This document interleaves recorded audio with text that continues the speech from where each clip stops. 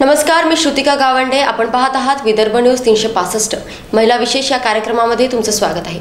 आपल्यासोबत आहे चित्रा धवस, ज्या आहेत नांदगाव खंडेश्वर तालुक्यातील फुगगाव या गावातील ग्रामपंचायत सदस्य.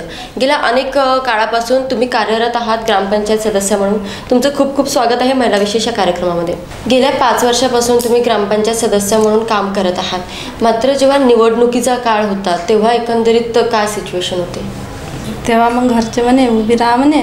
मी राहिली तर मग माझ्या मिस्टरांनी येईन मला सहकार्य केलं. मग 5 वर्ष झाले आता निवडणूक लढली मी. पण तेव्हा धाकधूक होती का मनात की मी भीती वाटत होती? कशी काय म्हणजे पडते का येते बा निवडून असं वाटत होतं. पण मी आली निवडून. गावाने चांगलं सहकार्य दिलं आली. आणि मग आता गेल्या 5 वर्षापासून तुम्ही काम करत आहात, तर या माध्यमातून तुम्ही कोणकोणते कामं केली? आम्ही रोड केला, नाल्या केल्या, आणि याचं समाज याचं आपलं समाज मंदिर वगैरे नाही, समाज मंदिर नाही, समशानाचं काम केलं. काम केलं. तर तेव्हा गावकऱ्यांचा प्रतिसाद कसा होता? म्हणजे ते खुश होते? हो, चांगले होते. आणि घरी कोण कोण असतं तुमच्या? घरी सासू असते, माझे मिस्टर असते, दीर असते, जाऊ असते, मुली आहे. मुली किती आहे तुम्हाला? मला 3 आहे. 3 मुली आहे. मग घरचं वातावरण एकंदरीत कसं आहे? त्यांचा तुम्हाला सपोर्ट लागतो हे सगळं काम करायला? कर म्हणते. सासू सुनेची कधी भांडण नाही? कधीच नाही.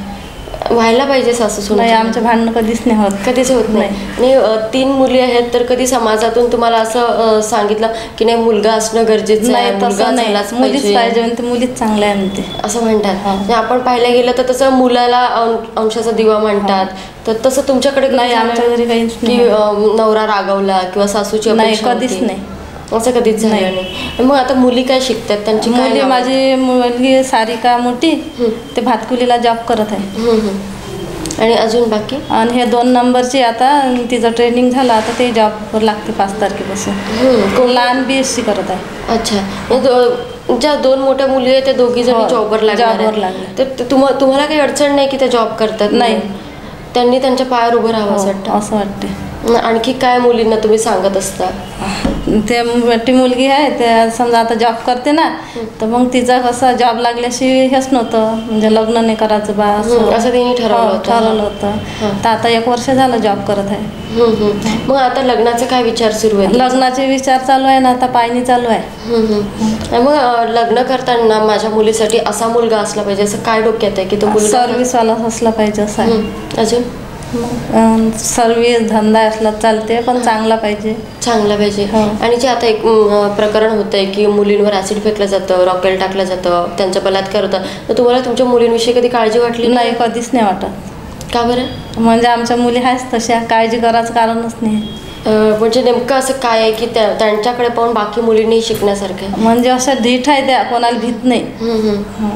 रात्रीच्या 9-10 वाजता येते त्याची म्हणजे भीती म्हणजे आहेच नाही त्याला.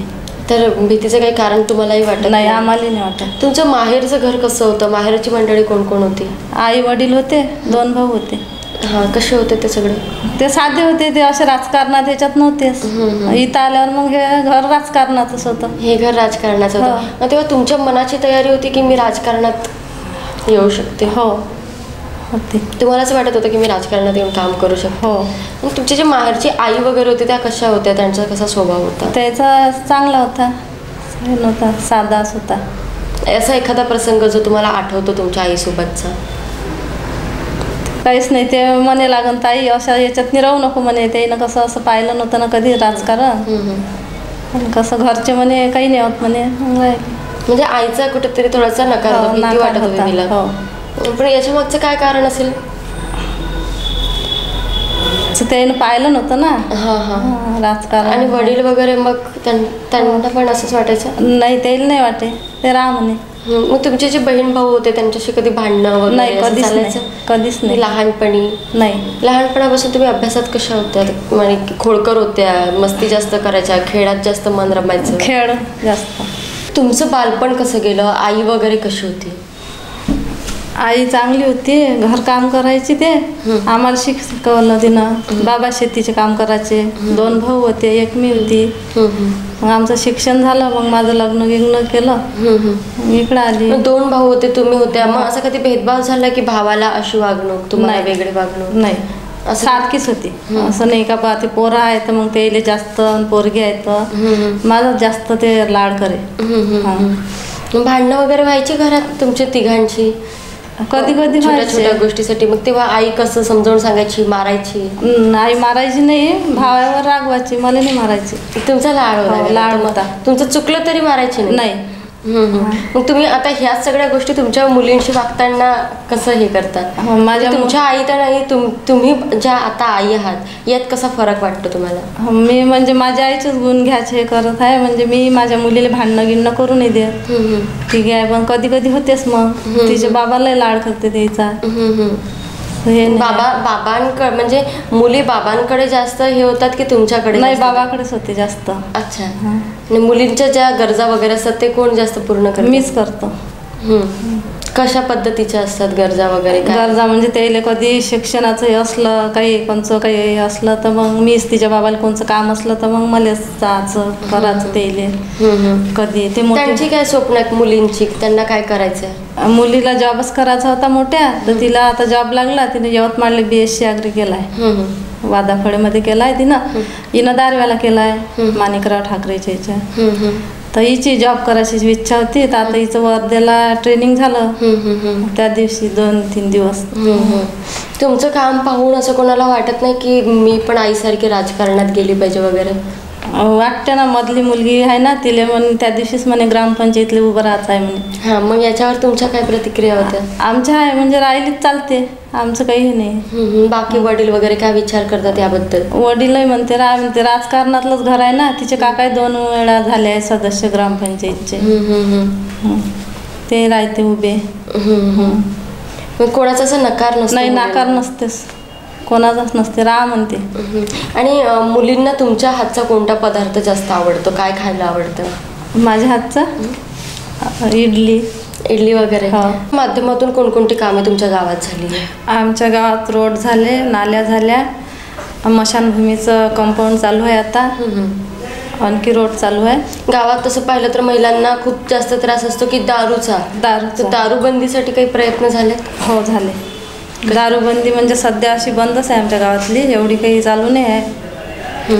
ते कसे पण लोकही विकतेच ना लपून चोरून, सही नाही. मग त्याच्यासाठी काय प्रयत्न केले जातात ग्रामपंचायतमधून? ग्रामपंचायतून म्हणते का म्हणजे हे नाही बा, बायाला खूप त्रास आहे त्याचा, तरी पण मग आता चालूच राहते लोकांचं, एवढं काही हे नाही आहे. पाणी फाउंडेशनच्या स्पर्धेमध्ये तुमचं गाव होतं आणि जेव्हा पाणी फाउंडेशनचं काम सुरू झालं तेव्हा तुमचा किती त्या कार्यात वाटा होता आणि तेव्हाचा एकंदरीत काय अनुभव होता? आमचा सगळाच हे होता, आमच्या घराचा, कुटुंबाचा, सगळ्याचाच पाण्यात हे होता. धीर होते माझे मिस्टर होते, मी होती. आणि हे उमेशनं आणलं का नाही काम, तर सगळेच जण आम्ही त्याच्या पाठीमागं राहतोच. तेव्हा मग गावकऱ्यांचा प्रतिसाद कसा मिळाला होता? चांगला, मजा यायची काम करताना? हो. कशी म्हणजे ते खोदणं, माती भरणं, ऊन तपत होती वरून, असं हे नव्हतं. पण कसे लहान मुलं मुली सगळ्याच होत्या त्या पाणी फाउंडेशनमध्ये. सगळेजण सहभागी राहायचे? हो, सगळेच जण राहायचे. मग याच्यासाठी काही तुम्हाला गावातल्या लोकांना बोलवावं लागत होतं की तुम्ही या काम करा? नाही, आपोआप यायचं? आपोआप म्हणजे उमेश फिरे ना, उमेश सांगे 8 वाजता जायचं, तर मग ये सगळ्याच महिला, पुरुषही आहे काही, असं हे नव्हतं. आणि मग हे सगळं काम करताना मग भूक वगैरे लागत असेल, जेवणाचं वगैरे कसं राहायचं? मजा काय यायची काम करताना? काम करताना म्हणजे पाणी राहायचं, काही नाही काही नाश्त्याला ठेवायचं, सर आहे ना. उमेश हे राय 2-3 पोरं असे करतच राहे काही नाही काही काम. सगळेच आम्ही सरपंच हे ते सगळेच होतो तेव्हा. जसं पाणी फाउंडेशनमध्ये तुम्ही सगळे मिळून काम केलं, गावकरी मिळून, असं आणखी काय प्रसंग आलेत की सगळे गावकरी एकत्र होऊन कामाला लागले? एकत्र ते हिंगणघाटच्या मुलीच्या अंगावर शीट टाकलं होतं ना, तेव्हा पूर्ण मग सगळेच जण रॅली काढली, पूर्ण आम्ही रॅलीत हजर होतो. कार्यक्रम ठेवला होता श्रद्धांजलीचा, तेव्हा पण मी होती.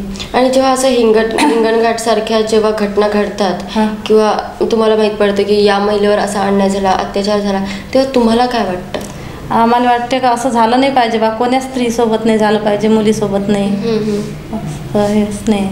अच्छा. कसं मुलीले कोणी मग आता शिकू नाही देत त्याच्यानं, काही नाही, भीती वाटते ना मग. तर असं झालं नाही पाहिजे, याच्यासाठी काही नाही काही प्रयत्न सुरू असतात. बरं. आणि एक महिला म्हणून आज खरं तर म्हणजे महिला दिनानिमित्त आपण ही मुलाखत घेत आहे, तर महिला म्हणून तुम्ही इतर महिलांना काय संदेश द्याल?